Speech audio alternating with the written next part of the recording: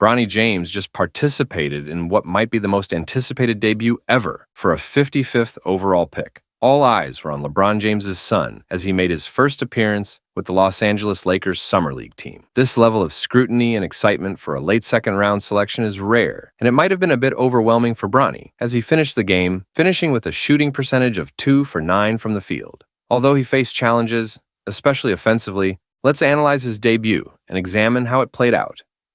In the opening quarter, during the very first possession of his NBA career, Bronny was immediately met with a tough screen.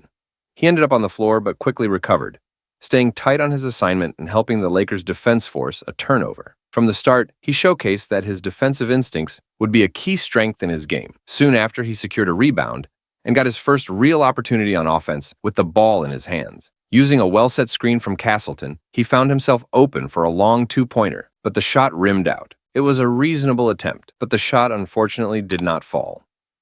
As the game continued, Bronny navigated screens effectively and showed strong defensive recovery. Even when Ford created space, Bronny contested the shot decently, but the Kings guard still managed to convert a tough basket. On the other end, Lakers sophomore Maxwell Lewis, a second-round pick from the 2023 draft, executed a dribble handoff with Castleton. Faking a three-pointer, he then aggressively drove to the rim, using his frame to shield the ball before banking in a layup off the glass. This was exactly the kind of play Bronny should study.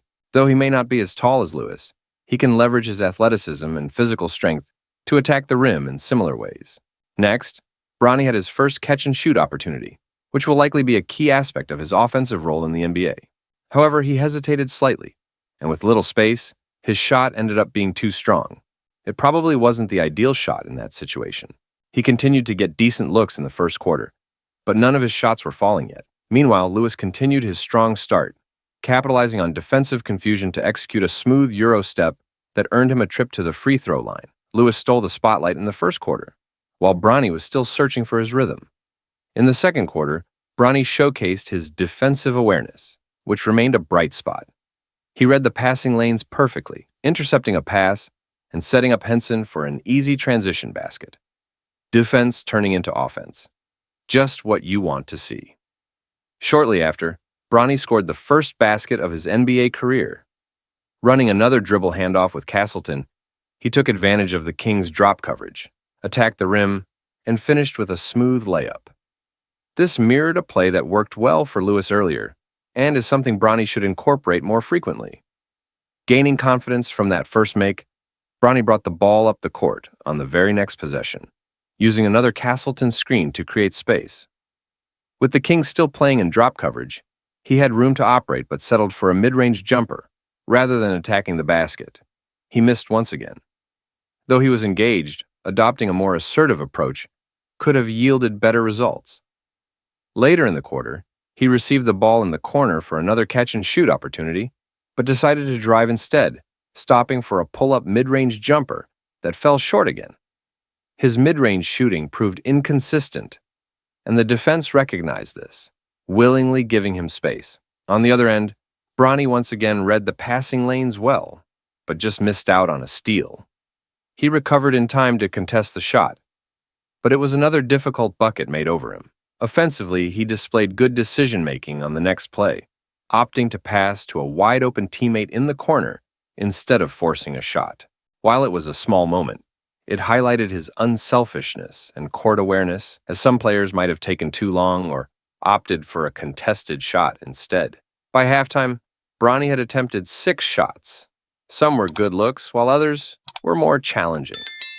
That's the nature of summer leagues, though. He won't have this level of offensive freedom in the NBA, so taking advantage of these opportunities now makes sense. In the second half, however, he became more discreet. Returning in the third quarter, Bronny made an adjustment. Rather than settling for a mid-range jumper, he drove to the rim and found a teammate. However, after a deflection, the ball ended up back in his hands in an awkward spot, forcing him to take an out-of-control shot. Ideally, he would have continued his drive, rather than pulling up in such a difficult situation, something that might improve with better spacing in an NBA setting. Still, his persistence paid off when he finally made a mid-range jumper after attacking a closeout, creating separation and sinking a pull-up shot from the left elbow. his first successful mid-range attempt of the day. This was an encouraging moment, as it was clear he had been working on that shot. While it isn't yet a reliable strength of his game, if he can develop it into a consistent weapon, it could significantly expand his offensive capabilities. Later in the game, the Lakers were on a fast break with a 5-on-4 advantage after a Kings player remained on the ground. Bronny seized the opportunity, going up for what looked like a strong dunk attempt, but drawing a foul instead. Unfortunately, he missed both free throws, an eerie similarity to some of his father's struggles at the line. In the fourth quarter, Bronny continued to contest shots aggressively, though he often found himself on the wrong end of tough baskets. Once again, he moved his feet well, stayed in front of his man, and forced a difficult shot, yet the opposing player still made the bucket. Although frustrating, this level of defensive intensity will ultimately be beneficial, especially when he faces NBA-level competition. His final play of the game perhaps best encapsulated his night. A clean catch-and-shoot look for a three-pointer from the wing, but the shot rattled in and out. The positive takeaway here is that he displayed versatility when receiving the ball, whether by shooting, attacking closeouts, or opting for a mid-range pull-up. Overall, Bronny's debut may not have been ideal, but it's important to put things into perspective. The Summer League environment is drastically different from the NBA. There's little team chemistry, and every player is fighting for a roster spot. Some all-time greats struggled in Summer League, while some who looked dominant never made it in the NBA. What's most important is acknowledging the developmental process. It's also key to set reasonable expectations for Bronny. His role in the NBA will likely be far different from what he attempted in this game. He took on a lot more offensive responsibility than he probably will in the regular season, and that's okay. This is the time to experiment and develop. Shooting 2 for 9 isn't ideal, but shot quality matters. If 2 of his in-and-out attempts had gone in, he would have shot 4 for 9, and the conversation would be different. His mid-range shooting remains an intriguing aspect of his development. He used it frequently in this game, but it's uncertain how much he will actually get to utilize it in the NBA, where mid-range attempts are generally reserved for elite shot creators. Defensively, he showed promise as a point-of-attack defender, sticking to his assignment well despite some unlucky results. What are your impressions of Bronny's first performance as a Laker? That was it for the video. Don't forget to like and subscribe. Until next time.